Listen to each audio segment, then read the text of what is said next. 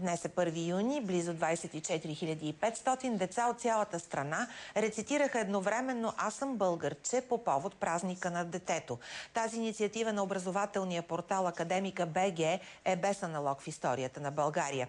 Хоровото рецитиране започна точно в 10 часа в училищни дворове, детски градини, в паркове и на други обществени места. В София амбицията е до година да се кандидатства с инициативата в рекордите на Гинес. Вижте колко много деца, 1200, се събраха на днешната рецитация в Кърджали.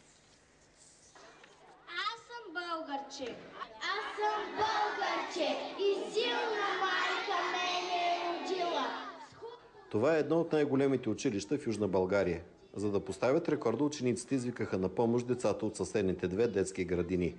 Броят на рецитиращите беше повече от 1200, защото се включиха и много родители, дошли на този спонтанен празник. В училището учат българчета, турчета, роми и арменчета. "Аз съм българче" – любимото им стихотворение. На мен ми харесва много, защото аз се гордея с нашата родина. Обичам държавата си, обичам града си.